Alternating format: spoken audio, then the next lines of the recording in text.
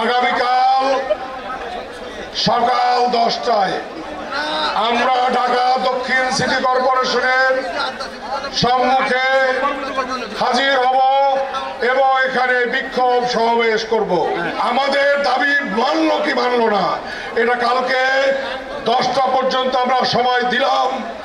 এই 10টার মধ্যে যদি আমাদের দাবি না মানে তাহলে সেই 10টার সময় আমরা কালকে কঠিন থেকে কঠোর কর্মসূচি আমরা ঘোষণা করব। আদালতের রায় জনগণের ম্যান্ডেট উপেক্ষা করে কি সব বক্তব্য পাগলের মতো দিয়ে যাচ্ছে, এগুলাই সব ছলাকলা চলবে না। এ দেশের জনগণকে কখনো দাবিয়ে রাখা যায়নি, এ দেশের জনগণকে দাবিয়ে রাখা যাবে না।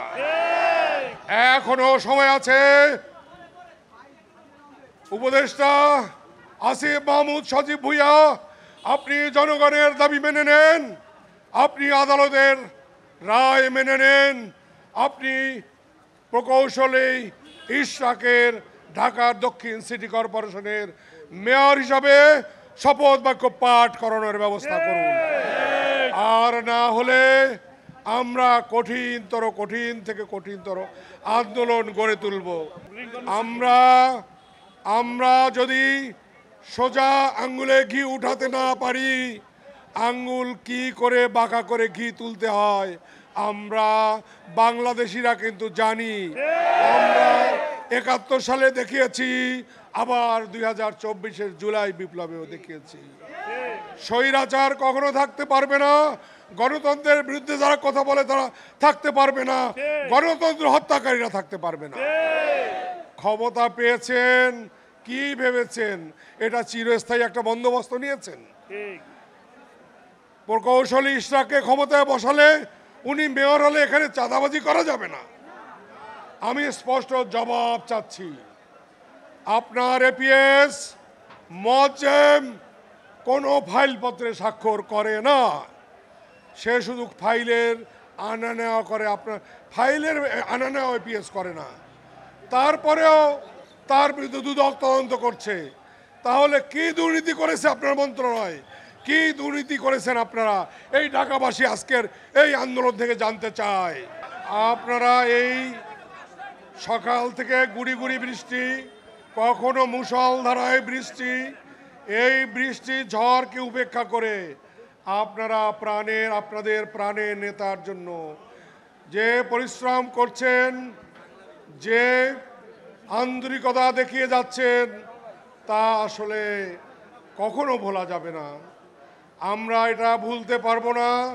তবে আমরা আপনার এই কষ্টের বিনিময়ে আমরা ইশরাককে যদি ঢাকা দক্ষিণ সিটি কর্পোরেশনের নির্বাচিত মেয়র হিসাবে শপথ গ্রহণ করাতে সরকারকে বাধ্য করাতে পারি, তাহলেই বুঝবো আমাদের এই পরিশ্রম, এই হাজার হাজার জনতার পরিশ্রম সার্থক হয়েছে। উনি বলেছেন যেহেতু স্থানীয় সরকার মন্ত্রণালয়কে বিবাদী করা হয়নি এবং তাদের কোনো নির্দেশনা দেওয়া হয়নি, তাই তারা আইনি জটিলতা দেখছেন। আপনারা সবাই জানেন স্থানীয় সরকার মন্ত্রণালয় কখনো নির্বাচনের সাথে জড়িত নয়। বাংলাদেশের নির্বাচনের সাথে জড়িত বাংলাদেশ নির্বাচন কমিশন, একটি স্বাধীন এবং সাংবিধানিক প্রতিষ্ঠান। তারা নির্বাচন করেছে, সে নির্বাচনে একটি অসামঞ্জস্যপূর্ণ নির্বাচন হয়েছিল। সেই অসামঞ্জস্যপূর্ণ নির্বাচন কোর্ট বাতিল করে দিয়েছে। জনগণ যাকে ভোট দিয়েছে তাকে মেয়র হিসাবে নির্বাচিত করেছে, ঘোষণা করেছে। এবং শেষ পর্যন্ত সর্বশেষ ধাপ বাংলাদেশ গেজেট। এই গেজেট হলো সরকারি পত্র, সরকারি ঘোষণাপত্র। এই সরকারি ঘোষণাপত্রে ইঞ্জিনিয়ার ইশরাক হোসেনের নাম উঠেছে মেয়র হিসাবে। আপনার কাজ কি জনাব সজীব ভুইয়া? জনাব সচিব ভুঁইয়া, আপনার কাজ কি? আপনার কোনো কাজ নাই। আপনার কাজ হলো এই শপথ বাক্য পাঠ করানো, অ্যারেঞ্জ করা। এছাড়া কোনো ভুল ত্রুটি করার কোনো সুযোগ নাই, ধরার কোনো সুযোগ নাই, কাল বিলম্বের কোনো সুযোগ নাই।